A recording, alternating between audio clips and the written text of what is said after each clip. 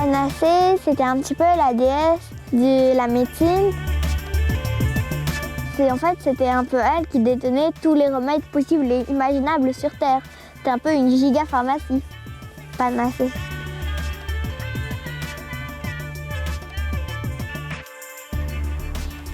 Et la panacée universelle? Ça, je sais pas. Ah, si ça existait, ça serait bien. Hein? Oui. Le remède qui soigne tout pour les plantes. Non, je sais pas. De l'eau, de la lumière et de la chaleur. Les chauves-souris, des fois, elles mangent les parasites. Je crois que c'est l'orchidée qui éloigne les mauvaises choses pour les vignes.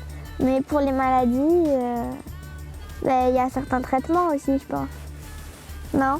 Ouais, puis il y a des vignes aussi qui sont résistantes aux maladies.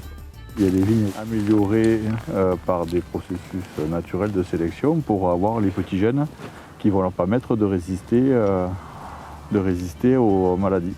Ces petits gènes, ils se promènent dans certaines variétés de vignes. Et bien, il a fallu faire des croisements jusqu'à ce qu'ils se retrouvent dans la bonne variété qui fait des bons raisins.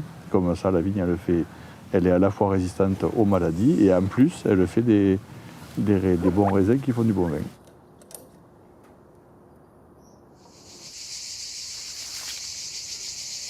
Tu as de l'oïdium une année et tu en as aussi les autres années, ça a plutôt tendance à s'installer. Ouais. Cassarini, là, le conseiller, lui, il dit que si on a de l'oïdium une année, il faut commencer très tôt l'année d'après avec du soufre pour purifier le champignon, l'oïdium qui est présent sur le bois, quoi. Donc là, on est bien dans la parcelle des bouquets. Donc c'est un cépage résistant qu'on a planté en 2018. Son vrai nom, c'est 3176. Voilà, donc bon, on n'a fait aucun traitement, hein, comme c'est un cépage résistant. On a des taches, mais pas de... Et tu vois, le midiou, tu l'as, il blanchit comme sur du vinifera. Par contre, au lieu de t'emporter la grappe, il fait comme sur les feuilles. Ça, c'est du midiou. Et ouais, tout ça, c'est du midiou. Ouais. Il a pris la rafle. La rafle, ça s'arrête très vite. D'ailleurs, tu vois, il y a la sporée, il y a du blanc encore. Ah oui. Sporulation, donc c'est bien du midiou. D'accord. Là, la forme où la feuille, ça devient rouge, en vérité, c'est la réponse immunologique de la vigne.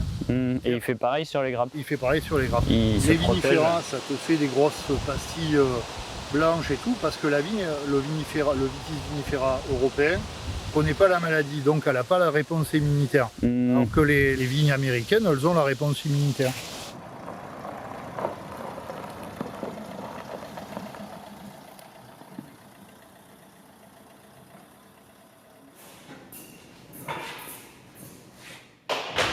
En bio, c'est vrai qu'on pourrait se dire, finalement, qu'est-ce qu'on met le soufre, ça se dissout, c'est pas quelque chose de dangereux. Le cuivre, quand même, hein, on sait que l'accumulation de cuivre dans les sols, dans nos régions qui sont viticoles depuis des millénaires, c'est un problème pour la vie du sol. Donc même si maintenant on met des doses très réduites, autant le limiter, vu qu'on sait que c'est pas optimal pour le sol. Et voilà, et puis après, c'est aussi des économies financières. Hein. On économise du produit. De toute façon, l'objectif aujourd'hui, c'est d'en mettre le moins possible. Là, on est sur le haut de la parcelle. Il y a eu un peu de criure le jour de la canicule, avec le soufre qui est quand même un facteur aggravant. En même temps, sur les chardonnays, on n'a pas d'autre. Sur le bio, on n'a pas d'autre moyen de prévenir contre l'oïdium. Donc on est bien obligé d'utiliser du soufre. Mais ça sensibilise les feuilles et en cas de grosse chaleur, après l'application de soufre, les feuilles risquent de griller. Alors c'est un risque qu'on connaît, mais on n'a pas d'autre alternative. Voilà. Alors là, j'en ai. Le soufre, c'est vraiment c'est du caillou qui a été broyé très fin, de façon à ce qu'il n'y ait pas de morceaux. C'est vraiment naturel, quoi. Ça sort du volcan, quoi. Et ça réagit au soleil. C'est écrit sur l'emballage pas plus de 28 degrés. Mais là, on est début juin. On sait qu'au mois de juin, on peut avoir des 30, 32. Alors des fois, il vaut mieux, même s'il va faire un peu chaud, positionner un poudrage, parce que c'est super efficace pour l'oïdium. Voilà. Et par contre, c'est vachement lessivable. Et du coup, il ne faut pas qu'il y ait de pluie, et il faut qu'il y ait une période d'au moins une semaine pour que ça ait le temps de bien réagir. Voilà. On ne peut pas le faire à chaque année, mais quand on peut le faire, c'est super. Voilà. Ça, c'est un oxyde de cuivre qui a la propriété d'avoir 75% de cuivre disponible. Et du coup, quand on l'applique, s'il y a un peu d'humidité derrière pour l'activer, il peut supporter un peu plus de lessivage que la bouillie bordelaise. Mais tout ça, c'est certifié bio. Hein.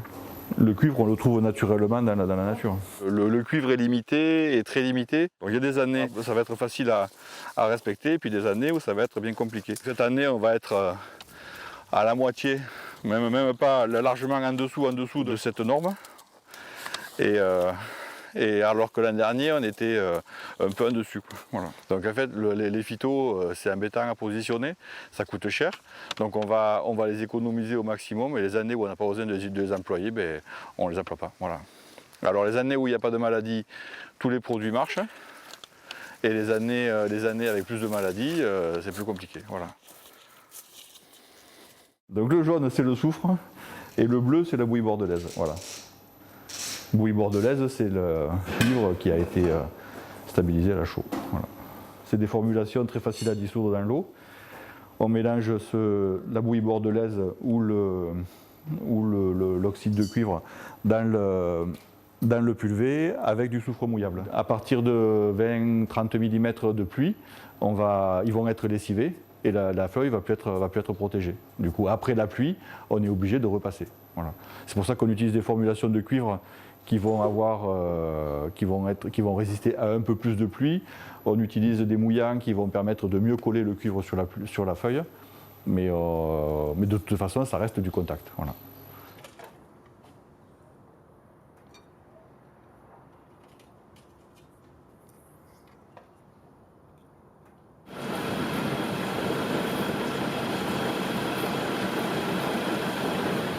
Ça c'est de la magnésie, celle de magnésie, et c'est pareil quoi, la plante en a besoin et elle l'aspire par les feuilles.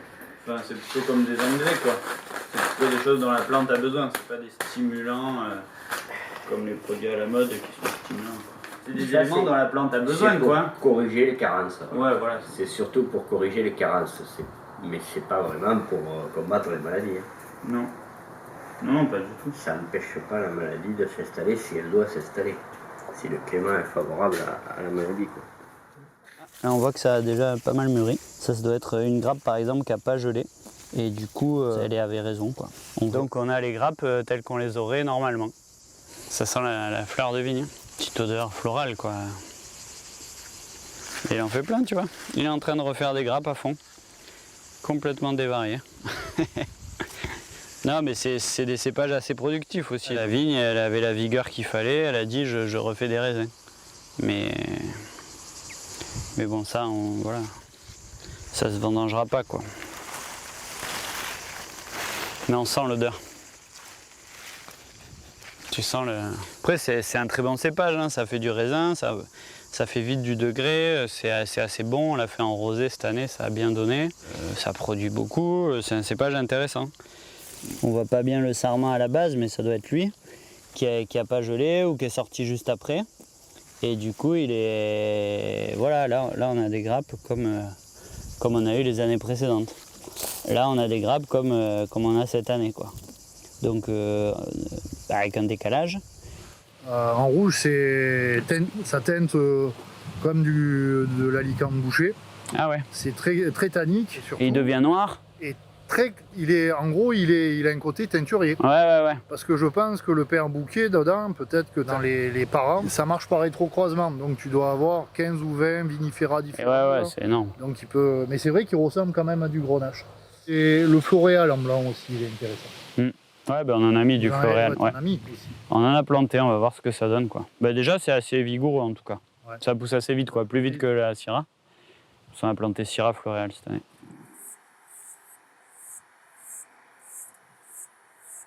Dans les cépages résistants, le grenache bouquet qui pour l'instant est expérimental, à geler aussi.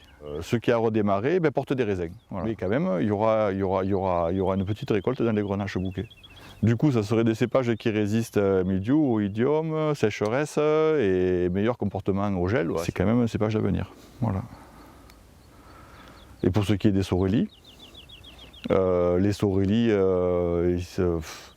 on les avait taillés tardivement, mais ça a quand même beaucoup gelé, mais ça redémarre. Bon, après c'est des vignes jeunes, donc ça a plus de vitalité. Il y a des toutes petites souches qui ne s'en sont pas remises, et puis il y en a d'autres qui ont redémarré, qui ont refait de la végétation.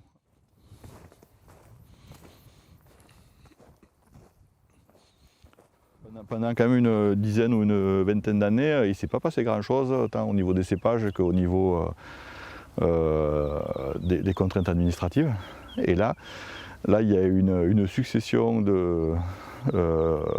d'événements qui s'empilent, qui font que ça bouge. Et nous, pour planter une vigne, on plante une vigne pour la génération d'après, quoi. Et on vit avec les vignes qui ont été plantées avant. Et quand on voit la vitesse où évoluent les choses ces derniers mois là, on peut se dire qu'il ne faut pas perdre de temps, quoi. Pour avancer sur les nouvelles variétés, pour avancer sur les variétés qui ne demandent pas de traitement. C'est une grosse attente de la société. Bon, ben voilà, il ne faut pas passer à côté, quoi, si on veut rester dans le coup, quoi. Ouais. En tout cas, c'est prometteur. Ouais, c'est prometteur, ça vaut la peine de s'y intéresser de très près. On peut donc goûter la cuve de résistant parce qu'en 2020, sur la récolte 2020, on a isolé une vinification d'une cuve de rosé résistant, donc, qui se trouve très exactement ici. On a fait 300 hectolitres d'une cuve avec 2 tiers d'Artaban et 1 tiers de 31 N7216. C'est un bouquet. Jusqu'à présent, les vignobles ont été plantés il y a moins de 3 ans, donc on était sur des petits niveaux de production. Le cépage résistant, c'est un bel espoir, hein. C'est un très bel espoir, parce que ça nous évitera de traiter contre le mildiou et l'oïdium, quoi. Même si ils ne sont pas résistants à toutes les maladies, ils sont résistants aux 2 maladies principales, et ça c'est déjà beaucoup. Oui, parce que si tu passes de 12 traitements à 2, c'est énorme en gain de temps, en gain de travail. C'est surtout ça qui donne envie aux gens d'essayer les cépages résistants. Non, c'est pas une chimère, mais ça sera pas la panacée non plus, quoi. Mais moi je suis pas un oracle, je peux pas. Tu n'es pas la pitié de Delphes. Alors la panacée, c'est la récolte de cette année là. Si on a cette récolte, c'est quand même très très joli, hein. Bon, bien sûr, après il faut le vendre, il faut en faire du bon vin, mais au moins cette année on va récolter. Donc là c'est sûr que tous les vignerons ils ont le sourire, quoi, hein, dans le coin. Après 2021 où il y avait vraiment pas de raisins, on cherchait les raisins, quoi. Nous on a fait moins 80, c'est vraiment un truc de fou, quoi. Même mon grand-père il avait jamais vu ça, que là on a une très belle récolte. C'est aussi le contre-coup du gel, je pense, hein, les vignes se sont un peu reposées et là elles avaient du stock, elles avaient des réserves, il y a eu une belle sortie. Donc oui, non, quand même tout le monde fait le sourire. Les qualités.